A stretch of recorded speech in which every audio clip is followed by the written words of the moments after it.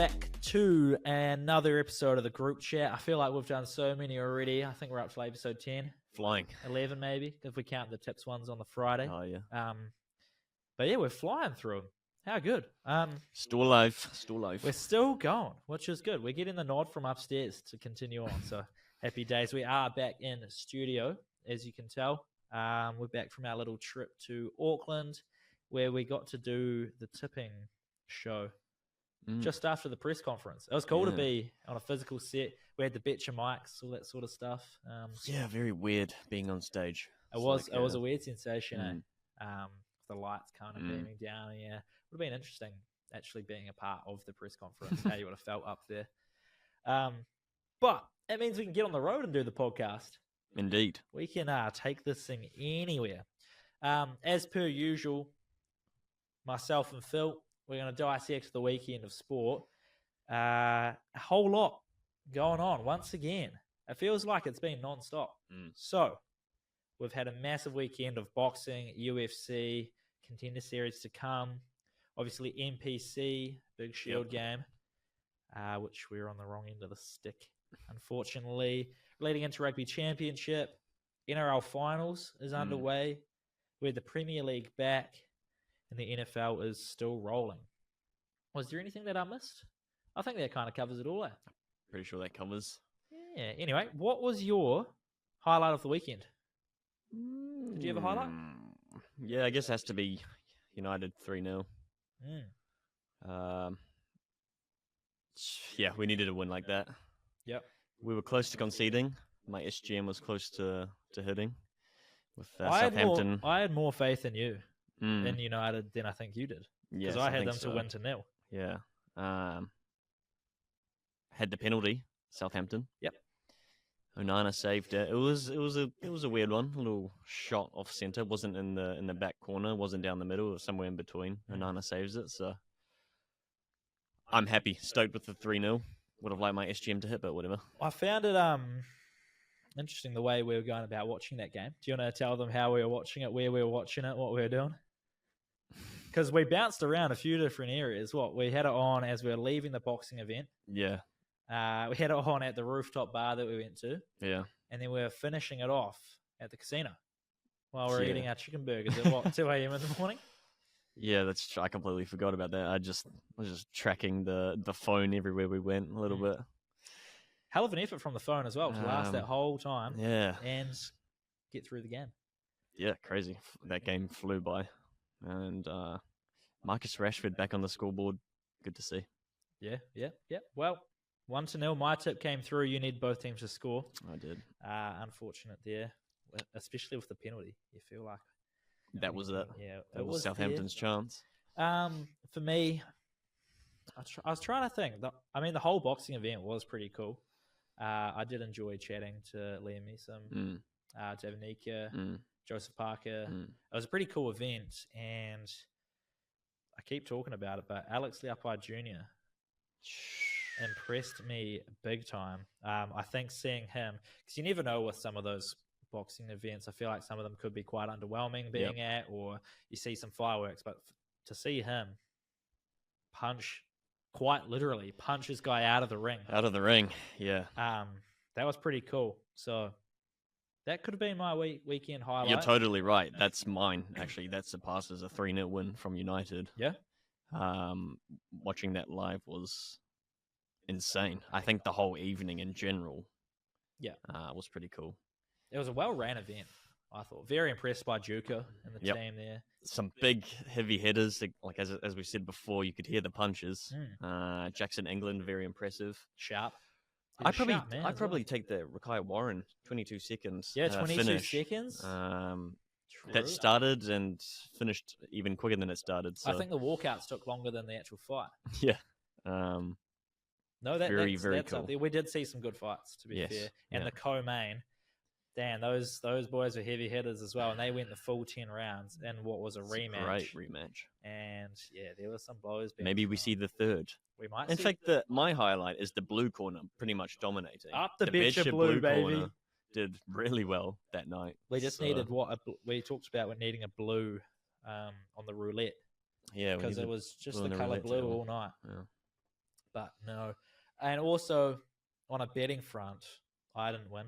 I did actually have I got that bonus cash from David Nika, $50 bonus cash. I put it on a little favorites multi on the NFL yesterday. And I think that's the reason why lots of them lost. Because I just had them all on my multi to return $1,500 from $50. But this punter here was locked in on esports. Jeepers. Turned $5 into 2,000 with 14 legs. Wow. 12 of the legs being esports. Damn. So maybe that's where we got to dabble into. Counter-Strike? Was it like FIFA? Was it NBA 2K? Where was he hitting? What was that? So I'm thinking he's betting on the player, obviously. So he had a bit of 2K, where the guy was Dallas Mavericks versus the Denver Nuggets. We had FIFA, more 2K.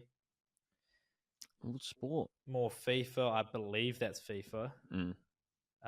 More 2K. Was there any Madden in there? No, it just looks like all esports, no CS:GO, none of that sort of stuff. So it was just FIFA, 2K, and then 2 actual football matches. Oh, rogue. Yeah, so well done to that punter. $5 into $2,000. You take that. So I would take that. Maybe esports is where it's at. Perhaps. But let's jump straight into the fight night. David Nika versus Tommy Karpensi. What was your fight of the night there? Did we not just talk about this? I mean, like for me, the highlight was Alex Laupai Jr. But what was your fight of the night? We kind of threw a little bit around there. We asked the question to all the punters what they thought it was going to be. Yeah. Seeing Liam in the ring was pretty cool. Yep. The Betcher fight as well. He was the Betcher fight. And Nick was stood up real well to the ex-All Black, and he's a real funny dude. I enjoyed watching that fight. It was tight. It was competitive. Obviously ended in a draw. Yeah, majority draw. I think the one judge put it in Liam's favor, and then the two had it as a draw. Yeah. But probably Jackson, England, also very impressive. They said at the presser that they were going to be the fight of the night.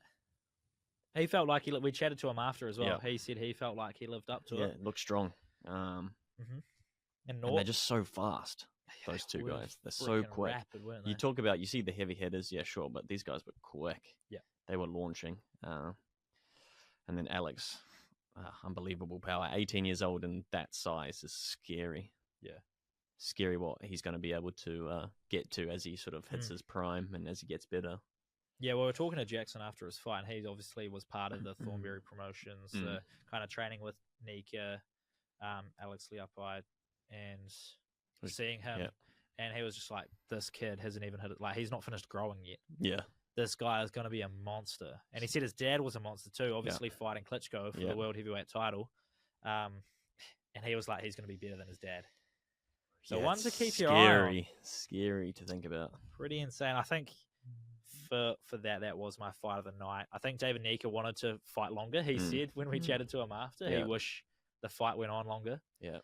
I think if that fight did go on longer, we might have seen Nika with like a knockout punch. Yeah. And actually get him clean across the jaw or something. Because Tommy Karpensi's team threw in the towel after those body shots. Threw in the towel in the third round. After. Which is fine.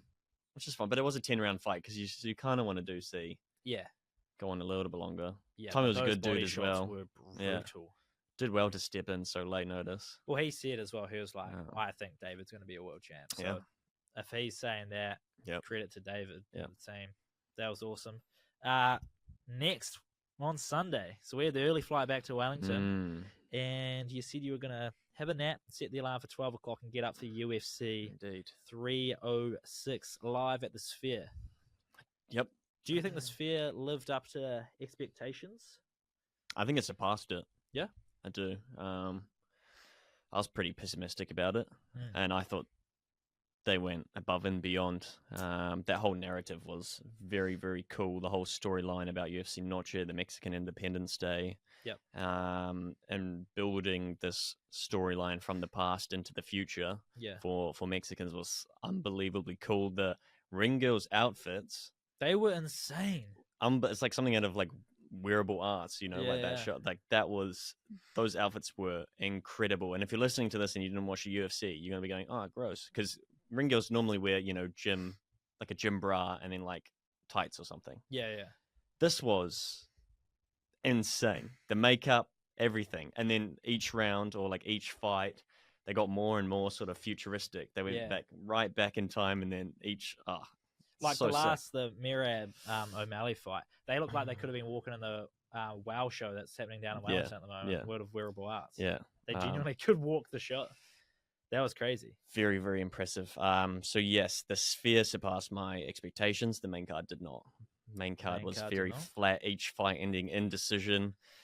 And obviously, fighters that I enjoyed watching were pretty disappointing. But still some insane fights in there. Prelims were good. Aldana's, did you see Aldana's cut? Yes. It's probably the worst gash I've seen ever, and I have no idea how that wasn't stopped. If you haven't seen it, go look at. Because it runs from the forehead, almost looks like it goes down to the nose and then stops, and then starts again at the cheek or something. And then like the flesh is just hanging out, and then she still fought another round. I just don't understand that. I didn't see it happen, but I saw the photos. She should have gone like straight to hospital. Holy, and probably would have done after the fight, but it's just everyone was like, "How is this fight still going?" Get it glued, get it stitched up, and it was gross. Oh my god, it was gross. They reckon it's probably one of the worst cuts in the UFC. It's got to be. The flesh is hanging out. Like Max Holloway's one a couple of years ago was pretty bad, but you could fit a cotton bud in that. If you put a cotton bud in her gash, it would disappear. You wouldn't be able to see it.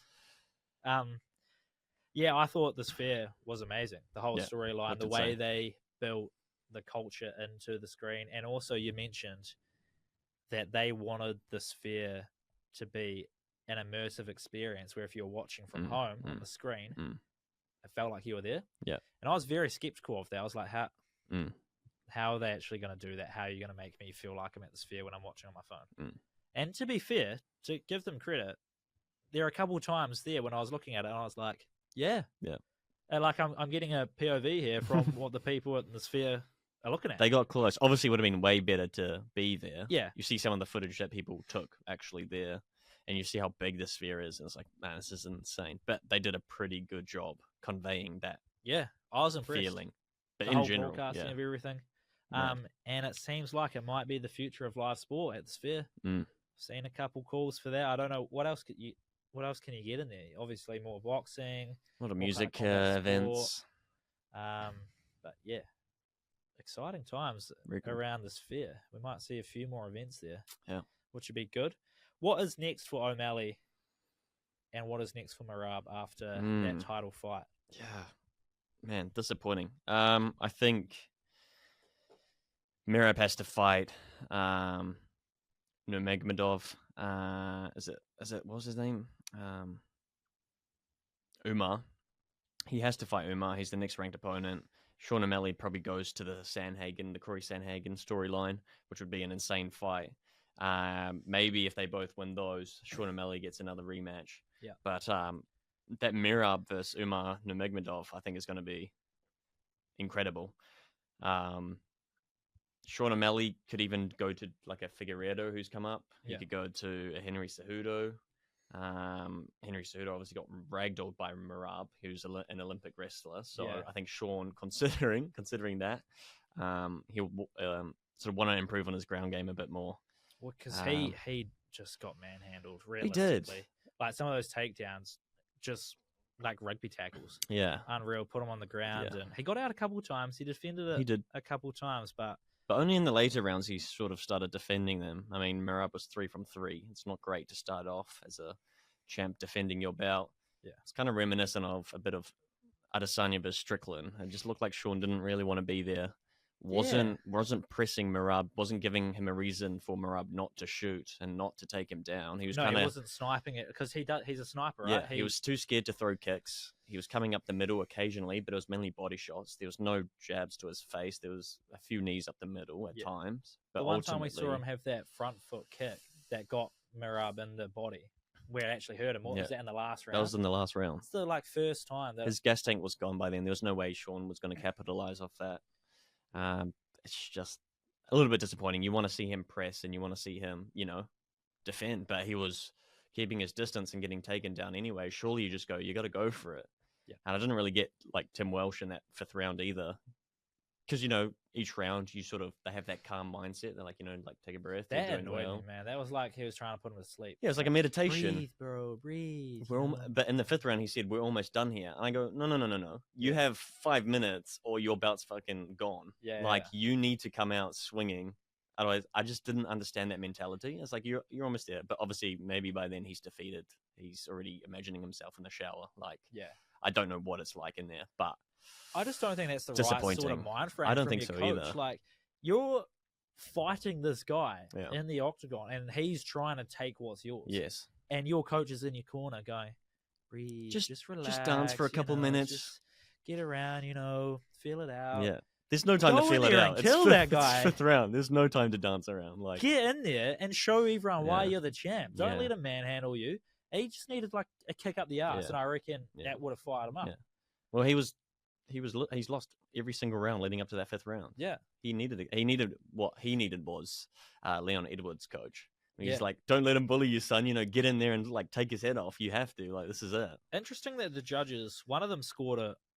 I had it as 49-46, 48-47, 49-46. I thought the judges would have scored it. But 2 of the judges gave Sean 2 rounds.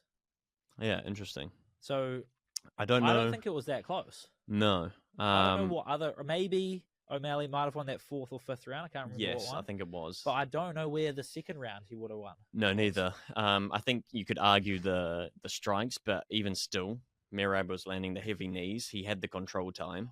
There's a big debate about what control time actually is. Obviously, you have Valentina Shevchenko doing 15 or 12 or 15 minutes of control time against Alexa Grasso, absolutely dominating her. But Grasso looked like the person that was closest to finishing Valentina. She got the closest by trying to submit. So these grapplers, I don't have an issue with the grapplers, but I have an issue with grapplers that don't try to win from their position. They're purely going for points, purely going for control time, doing a bit of damage, but they're not trying to snap your arm. They're not trying to submit you. They're not trying to ground and pound. Sure. Like a Khabib or Islam Makhachev. They'll take you down and then they will destroy you. They will throw an elbow to your face. They want to finish you. These guys, the Bilal Muhammads, they don't want to finish you. They want the points. Yeah. No. So a little bit disappointing, but they did dominate at the end of the day, so well deserved. Those knees from Merab when he had Sean on the ground. Heavy. Heavy. Into the thigh. That's just like contusion central. Yeah. Oh my goodness. Yeah. That must hurt. They look brutal. But well done, weird fight. Weird fight. I was going to ask you later, and we will get onto it, but the weirdest things you see in sport. That was a weird fight. It started off with they touched gloves or whatever, and then Merab is shouting at Tim. Do you know what that was about? I assume Tim Welsh was trying to coach Merab like he did for the Aljo fight. Yeah, which Aljo said he didn't hear at all. No, which he could not have. Yeah, to be fair. Yeah. But interesting that it was straight away. Yeah, just straight away picking on him. I thought that was weird. I'm like, Sean, that's your time to shoot for him. He's distracted. And then he kissed him as well. Yeah, the kissing was strange. And then Herb Dean was like, stop that. And then he starts walking away before the round's over. And Sean just launches at him. Yeah. Very weird. Very odd. Very weird. We also, it doesn't stop there because we have Aaron Toes Him Up Toe on Wednesday. Following up from Navajo earning his UFC contract last Wednesday with his, was it second round knockout? Yeah. Unbelievable from him. That was sick. And we have Aaron trying to get the job done. City Kickboxing boys and for himself. Go join Big Brother. What are you expecting out of that? He's come in as a $2.40 underdog. He is. And is $2.40? Because I've just checked and he may be $2.60 now. Really? I got my $100 on at $2.45 and he's now $2.60. Well, I mean, looks good to me, that $2.40. Obviously, underdog is an interesting one. Elijah Smith coming in with some sort of reputation. I think he's 6-1. Aaron Toe is 8-0. So must be down to their level of the opponents that they've fought previously. But obviously, we want Aaron to get that contract. So 100%. We're time on to finish side. Elijah, I guess. Size difference. We saw the face-off today. Yep. Obviously, there's a bit of a size difference there, but Aaron just seems to be a bit of a different breed. Yep, definitely. He's a bit of a dog, and I think being an underdog, he will thrive in that as well. I think so too. He'll thrive knowing that the expectations are on this other guy to win. Yep. And he is going to take every opportunity to punish the bookies. Yep. Definitely. And he's had a lot of bros jump on him, I think, as well. Couple Yep. grand falling his way as the underdog. So yep, I think we could be in for a rough day on the books come tomorrow if Aaron can get the job done. Which, in full honesty, surely I back him.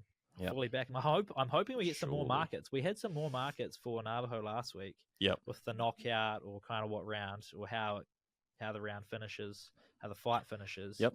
At the moment, we've just got head to head. Surely. Aaron's from that 8-0, he's 5 KO TKOs, so surely there's a market up there somewhere. Yeah, I won't be surprised to see some more, which will be good to see. You can have a bit of a dabble. Interesting, we should have got them out earlier.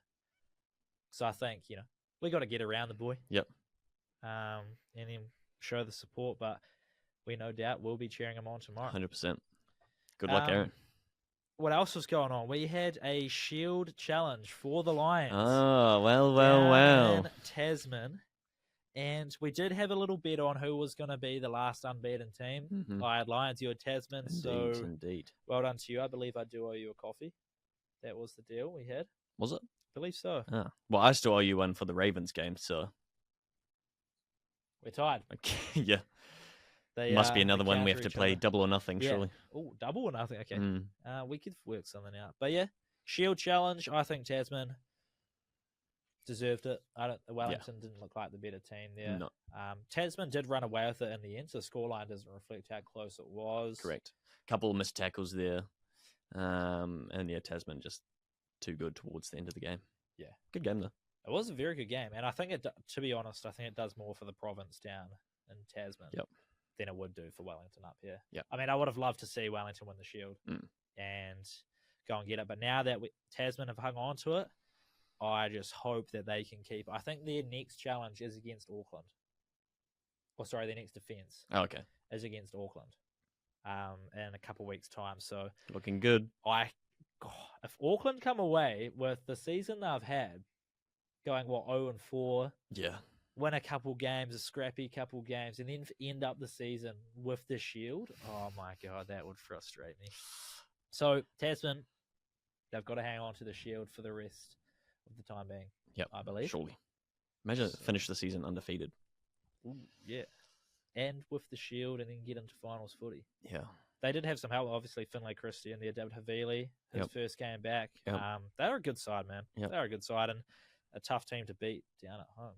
And Lansdowne Park looked like they were getting some good numbers down. Yeah. But credit to the Lions, they also stuck around after the game. Like they were good sports. I had family at the game and they were very impressed with the way lots of the Lions stuck around. And Julian Xavier giving out signatures at the end of the game, chatting to the fans. So awesome to see just from NPC, It's good to see. But what we do have, the main show is back, Rugby Championship, and it is Bledisloe Cup time. So, Australia versus the All Blacks in Sydney. Now, we did speak to Liam Messam, and he said that they hold the Bledisloe Cup in very high regard. Yes. Right up there with the World Cup, he said, as an All Blacks team. Yep. So, expect the boys to be hungry. Expect them to get up for this. And I think we're just going to go in there and we're going to have to dominate. Yeah. You want an Argentina result, don't you? We need an Argentina. We need an Argentina result. On these peoples. If you were playing Razor for the weekend, how are you setting up your back line? Run me through it. 9 to 15, and bench if you want. If you're taking any backs or you're tossing up. Yeah, I could have 2 on the bench. Okay, run me through it. I might include people that probably aren't eligible because they've been released, maybe. Okay. Far away. I just want to hear it from the players that are available. Right. Like from in the squad, anyway. Yeah. Cortez starts at 9. Yep. I do start DMAC at 10 still, despite average. Is that just because you think they just need to stick with him? I think so. Yeah. You want to see him. Obviously, we all want to see him succeed wherever he plays. Yep. I think you want to give him as many game minutes as possible. You want to get him as confident as possible in that role, and you want to see him become more This would be successful. a in that. confidence booster game as well, for sure. Yeah. put His him kicks in. were pretty average the last game out, so but I just feel like for consistency, you kind of want to hammer him into that spot. Mhm. Barrett's been very good. Geordie Barrett, he starts 12. Yep. For me, this is a good time to bring some of those new sort of, I don't know, like I feel like new energy into the team. Yep. Proctor against Fiji was really good, so he starts at 13 for me. Nice. Caleb Clark has been solid. Yep. I would move him to 11 still. Hoping he's back from injury. Yep. This is on the assumption that 'cause everyone's I have fit. Caleb Clark at 11 as Yeah, well. yeah. I'm just hoping like he is back from injury. Yeah. So Proctor starts 13, Clark at 11. Sevu Reece, I would play at 14. Mhm.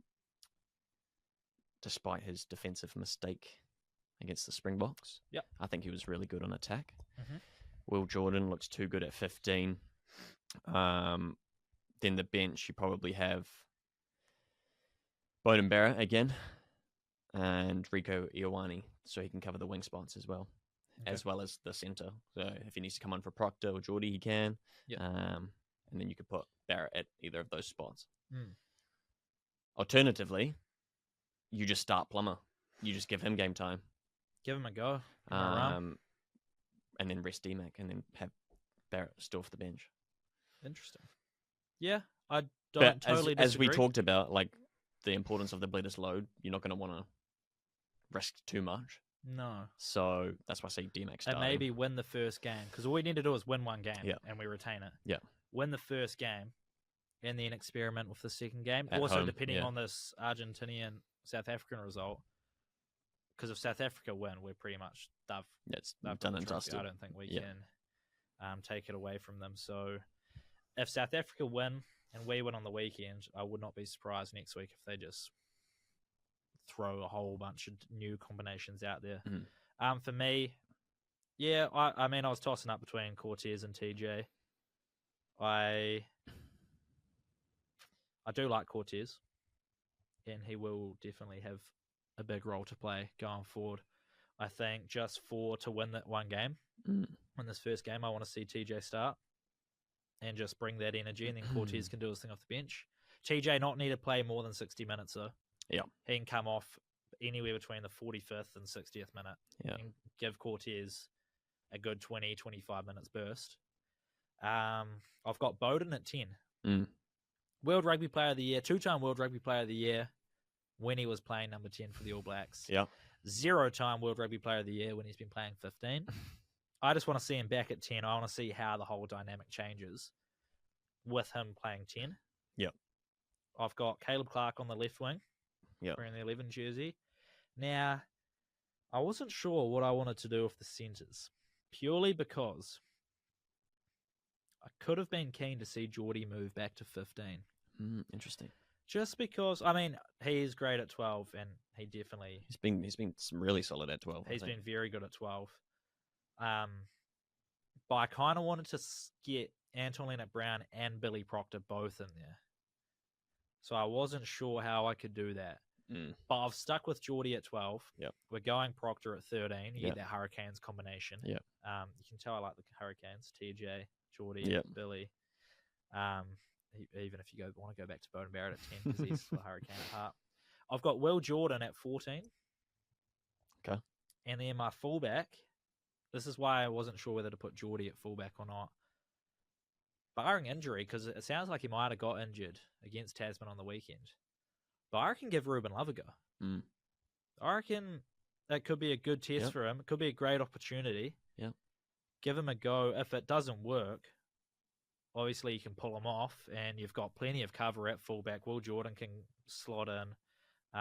You move Bowden back to 15 and put DMAC on at the 10. Plenty of options if it doesn't work. Yeah.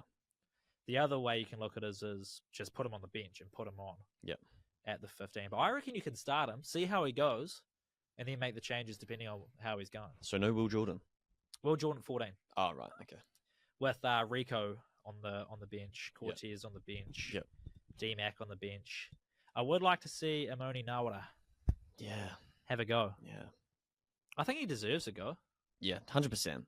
He's done nothing wrong, in my opinion. No. Why he's not in that 14 jersey? Beyond me, why is he not in the squad anymore? I don't know. Cool. Yeah. So that's how I might. Yeah. Although Barrett, Bowden's looked much better coming off the bench He than does. he has He started. very much does seem like an impact player. And if you're thinking forward for a World Cup cycle, you got to bring in that new talent. And obviously going back to Bone at 10 is a step in the past. Yeah. But I just think I'd like to see him at 10 again. Just see how he goes. Maybe that's something for the next game at home. Get the job done in Australia, and then you can experiment. Have Ruben Love get Plummer in off the bench or something. Yeah, for sure. Get Proctor in. Now, we did say South Africa obviously have one hand on the trophy already. Yes. Do Argentina pose any threat to the number one team in the world, or do the Springboks just get the job done with no sweat? Well, as we saw against Australia, they clearly do pose a threat after being 23 down, coming back to win that 67-23. So 100% they pose a threat. They're a decent size. I just feel like they would then have to beat the Springboks twice if they want to touch that trophy. There's a strong PD there in the favour of the Springboks as well. I think there's about a 40-point difference currently between those two sides. So damn. If they pose a threat, yes, and I think their best opportunity is at home in Argentina. It's the first game up. But yeah, I think Springboks will want to put that fire out very quickly and get the double on them. Yeah, I think if the Springboks come out the gate hot, that'll just deflate. I just think it's better for them to seal it off, and then they can rest their players for the last game of the season back at home. Interesting, they're $1.25 favourites, so we're bigger favourites over Aussie than South Africa are over Argentina. Well, yeah, we saw that Argentina-Australia result, so it's not really surprising. 10 points is 10.5 is the spread. So, I don't know, I feel like South Africa could definitely cover 10.5 against the Pumas. Yeah, it'll be interesting. They're fired up at home, though. But I don't see them losing. I do see a good game being played, though. All right, we're going to keep moving. NRL week one of the finals is done. Yep. We have the Panthers and the Storm through. Indeed. Already. Indeed. Were the other four teams playing the teams that we're expecting to play, despite the conspiracy theories? I know you're big on the Bulldogs, but if we forget about those, were the four teams that are playing this weekend who we expected to see? Yeah, probably. Maybe the Knights over the Cowboys. I thought Knights were starting to turn around. They had the lead, in fact, 14 points or 16 points to 4, bottled it. As we saw the Bulldogs also bottling against the Sea Eagles, up 10 points. And, couple of big errors and let the game slip out of their hands. No, probably I would only have maybe the Knights in there over the Cowboys, but the Cowboys have been big against the big teams this season, so they just show up when it's time to probably show up. Fair, yeah. I think when you get the Roosters who were third, Sharks who are fourth, Cowboys who are fifth, it's pretty much who, if you drew it up, that's who you're saying. Obviously Seals in seventh, but I think they're going to be two good games we're going to see over Friday and Saturday. Definitely. It'll be interesting to see if either of those four teams can beat the Storm or the Panthers. With Cleary returning, getting healthy and coming back into the side on Friday night, there was a lot of debate whether he could just slot back in and get that attacking momentum, that what we used to see the Panthers do, back into full swing. From what you saw on Friday night, do you reckon he did enough? Do you reckon he slotted back? He got everything moving again? Is there enough there with Cleary in the team that tells you the Panthers are going to go win again? Oh, 100%. They just looked way too good against the Roosters. Roosters didn't really do themselves any favours either. Nope. They really missed Sam Walker in that game. Luke Keary's kicks were shocking. Their defence was terrible. Too many unforced errors. Their replacement 7, I can't remember his name, stepping out on the line when he was at halfback. It's just the weirdest stuff happening. And they just got pumped in that first half, weren't able to come back. There was a moment where you're like, ooh, here's the Roosters we know. Here's the Roosters we know. The first 10 minutes of the second half. I thought, okay. couple calls didn't go their way, but like, the Panthers too good, and Cleary look great. Yeah, I felt like he just came in and slotted back in seamlessly, Yep. as you'd almost expect him to do. Yep. So, I think, I don't know what the odds are, but Panthers to do it again. I don't know. To get the treble, the back to back to back. Is it back to back to back to Yep. back? This will be the third. The third, not Yes. the fourth? No, third. Okay. Isn't Wow. it? I It was had the a same with the feeling. Chiefs, wasn't it? Chiefs are three-peating it. Yeah, I think Panthers. This is also Panthers 3-peat, isn't it? I don't know. I reckon it might be 4, They won the Please hold. 2021 final against the Bunnies, 14-12. They then won the 2022 final So against the Eels, 28-12. And then, they beat the Broncos. So it's 4-peat. It's a 4-peat for the Panthers. They beat the Broncos. Maybe I was getting it, 26-24. confused with the Chiefs then. But okay, well, that would be insane. If they can go and win 4, that's out of the game. But I think the Chiefs could win 4. They won this year. They go win next year. Well, they do have the refs on their side, so Yeah, we'll get to that. Premier League back in action. What team impressed you the most this week? I was stoked to see that my call on one of the big 6 clubs being upset. I said it could be Liverpool, Nottingham, well, storming into Anfield, getting the job done, and they would have come away with that happy if they got a draw. 100%. Like a draw against Liverpool, who are flying away from home, would have been totally acceptable for Nottingham. Coming away with the win, unreal. Oh, yeah. I can't believe it. It's always good to see Liverpool suffer. But wait, what did you ask? Team? What or team? Did you say What team impressed you the most? Everton keep impressing me, man. We talk about back to back, 2-0 up. You're leading the game. Yeah. Final whistle blows. Oh, we lost 3-2. To do that consecutively is very impressive. So Not many well clubs done, will Everton. do that throughout the season. No. To do it 2 games in a row. Yeah. That impressed me. In terms of teams, anyway. I think that's all thanks to you and your fantasy team. Once you got rid of Ollie Watkins, Yes. I think you might have fixed Aston Villa's problems. It was fantastic. Got rid of Ollie Watkins because there was concerns around injury. I was like, okay, let's get Isaac in. Isaac got subbed at halftime. I was like, sick. And Watkins with the double. So you're welcome. Yep, and thank you, because I still had him in mind. Oh, very nice. Legendary. Nottingham could have quite easily been the team that impressed me the most, going in and beating Anfield. Yeah. Beating Liverpool at Anfield. Yeah. But for me, I could also say Arsenal going and getting a gritty 1-0 win in the North London derby with the amount of players we had out. Credit to Bukayo Saka.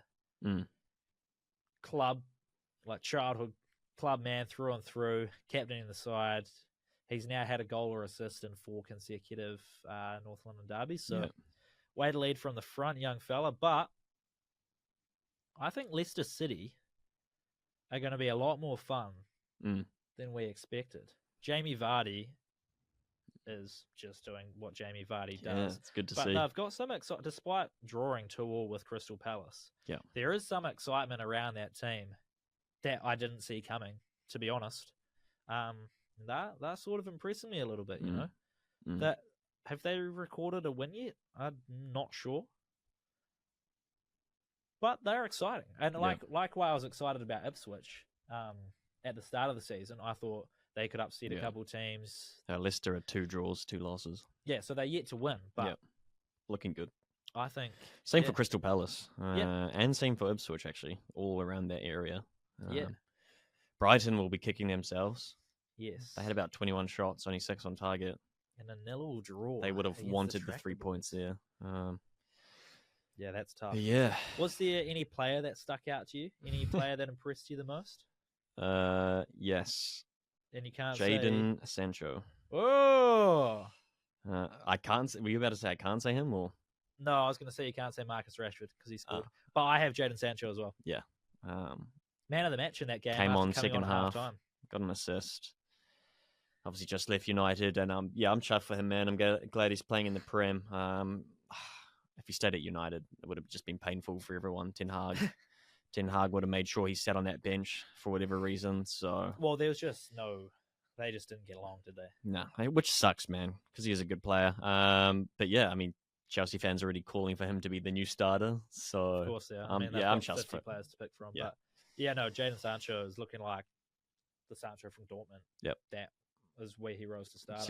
You want to see him do well, so I'm stoked for him, and for him to come on and inject himself the way he did and basically turn that second half around, because Chelsea did not look like the more likely team to score in that first half. Yeah. And to come away with that win, credit to Sancho and Nkunku. Yeah. Fair play to the guy. And thank you, Eric Ten Hag, for letting him go. Yeah, it's a shame that as a United fan that you have to be saying that your coach isn't getting the best out of your players. Yeah, we are a graveyard for players, so yeah, the only players that do well are the ones that come up through the academy. Everyone else is just a graveyard, so yeah, it's a little bit disappointing, but it's what needed to happen, and yeah, let him flourish. I was keen to do a bit of a fantasy update, but I mean, thanks to you for getting rid of Watkins. You've sorted Aston Villa's kind of issues, but I just will touch on the fantasy challenge, because we've got the new challenges out. We obviously had the five-a-side stuff. Yeah. We've now got 3 weeks of the international series. So this week is you're picking from the Americas. Okay. Next week is you're picking from Africa. Very cool. And then game week 7, you're picking from Asia Pacific. So Chris Wood, get in my team, big Phil. No. I wonder who they got that week. Yeah, that's a good point. No Europe, though. No picking from Europe. Just Americas, Africa, and then Asia Pacific. Cool. So that'll be exciting. Indeed. And then what else have we got? The NFL week 2 is just about in the books. The Falcons. It's the Battle of the Birds. Eagles, Falcons in Philly at the moment. Kirko Chains in prime time. First Jalen Hurts. Not sure what's going on in that game. But like I said at the start, if you were betting on favorites this weekend, you were losing money. If you were betting on underdogs, if you bet on a 4-leg multi, the Saints to win, beat the Cowboys, the Vikings to beat the 49ers, huge. The Raiders to beat the Ravens, and the Tampa Bay Buccaneers to beat the Lions. If you put $100 on that, guess how much you would have got back? Oh, gosh. 4-leg multi. 1,200. Try 15K. Oh, God.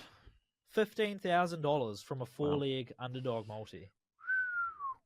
And I think next week I am going to put a favorites multi on again and then tell all my mates underdogs to back the underdogs, and we'll split the payout. Falcons are winning 15-10 currently. Were they unders? They were underdogs. Yep. Go Kirk. I want to see Kirk do well there. He obviously got a lot of hate last week. He's not getting a lot of help. He's coming off an ACL. He didn't look fully healthy, but started to look better that first half. A little bit more like Kirk. They're an exciting team. Bijan Robinson. Also, Bengals underdogs should have won. Wow, should have, could have, would have, didn't. Shame. Thank you to Evan McPherson for missing an extra point. And I would say... Thank you to the Wallabies. I was preparing myself for a lot of stick about, and just seeing on the media. I mean, refs bailed the Chiefs again, refs bailed the Chiefs again. Yeah. But I mean, as we talked about in the office before, teams have got to infringe to beat the Chiefs. And at the moment, they're infringing. Is jumping in the air infringing? Jumping and going through the back of a receiver before he catches the ball is infringing as a defensive pass interference. But what also, I mean, this was my argument that the play before, it was also 4th down, but it was 4th and 6 as opposed to 4th and 16. A lot more reasonable. We make a 20-plus yard game, so we're in field goal range anyway. We convert the 4th down, and they call the Chiefs back for illegal use of the hands in the face. So they're not help. I mean, they set us back 10 yards there. You know, they weren't completely on our side. They weren't doing everything in their power to help us win that game. That's my argument. They made 2 big calls against both sides there in the game, and we just have Harrison Butker, who is going to win you the game when you get him into field goal range. And we got Patrick Mahomes. And Jamar Chase is being a diva, so they didn't deserve to win. Chase was not helping himself. But we're going to wrap up, but I do want to stick with the NFL. Yesterday in the Packers game, their center, so the guy who hikes the ball to the quarterback, as he hiked the ball, so they get in the call, he just throws up on the ball, snaps the ball, and then gets up and throws the block, and the quarterback catches it. And sounded like he knew he threw up on the ball because he didn't want to throw it because it was slippery and all that sort of stuff. So he just picked it up and ran with it. Yeah. And the coach, Matt LaFleur, was like, why didn't you throw the ball? The play was to throw the ball. Yeah. And he goes, nah. Vomit. He threw up on the ball. As literally, there's the video. What the hell? It goes, call, throw up, hike it, block. Yeah. So, in saying that, is there any weird? Obviously, we've had a couple pisses on the field. It's the weirdest thing you've seen on a sports field. The kissing in the UFC. Yeah, I mean, this is weird. technically an octagon, but that was weird. Mike Tyson biting the ear. There's been so many rogue things. There's been a few. Yeah. I was trying to work out who I feel like it was the Warriors player who pissed on the field, like during the game. I thought it was an All Black into a Powerade bottle or something. What, on the side of the field? Yeah. But No, maybe there was there was a guy in rugby league that just stood in the middle of the field and just pissed. Yeah, like just before kickoff. Yeah. Just who leakage. was that? I don't know. I want to say it was... But not a weird moment, but a great moment on the field was when Adam Blair and someone else had a punch up. And then they both get sin-binned. And then they're walking off together, and then the punch up happens again. It's the coolest shit I've ever seen. But yeah, probably the Powerade bottle one is an interesting one. How do you forget to go to the toilet? I don't know. But maybe it's just that adrenaline, you know? There was definitely an All Black who ripped his nutsack during the game. Yes. Carried on. Yes. Name's not springing to mind. But that happened. That's weird. Yeah, that is weird. I think that was like a stud to the nutsack. Yeah. That may have ripped that. But there's couple weird ones. I've seen it in golf. Start a thread. There must be a thread out there. There will be. We could find one. Golf, I've seen the ball land in the cup of a spectator. That's sick. That's kind of crazy. Yeah. Anything else? Oh, Fui Moi Moi. Getting subbed off and then drinking a beer on the side of the pitch. Yeah. Why did I see that highlight? I don't know, Just but recently. I was like, what the hell? And then the commentator's like, oh, he must be finished for the day. Yeah, he's done for the day. Fair enough. Another weird one I actually saw. Again, it was college football. The play broke down. There was just a wide receiver, open field, down the field. Quarterback throws in the ball. And as the ball's flying over, obviously the defensive coordinator of the other team, you just see this clipboard fly 30 yards across the field into the middle of the field. And the commentator goes, oh, there goes the clipboard as the ball's landing in the receiver's arms, and he goes and scores the touchdown. That was pretty funny. What about the football one, soccer, where one of the guys is dressed in, I can't remember what team, just in the football kit, runs onto the field and scores a goal, and the team celebrates with him. It's unreal. I mean, we could probably keep going on, and we could find a thread. Maybe that's my goal. It's got to be a thread. Maybe I'll go find a thread for next time. Weirdest on-field moments. But that's all we've got. A weekend of sport wrapped up once again, and we'll be back on Friday to talk about Aaron's win. Talk about how he's made a whole bunch of people some cash as an underdog. That's a good return now that he's at 260. And even if we get the market for a knockout, might have to jump on it. Guaranteed. Might have to jump on it. Plenty to tip on over the weekend, so make sure you tune in for that. We'll be back next time. Let's go. We'll see you then.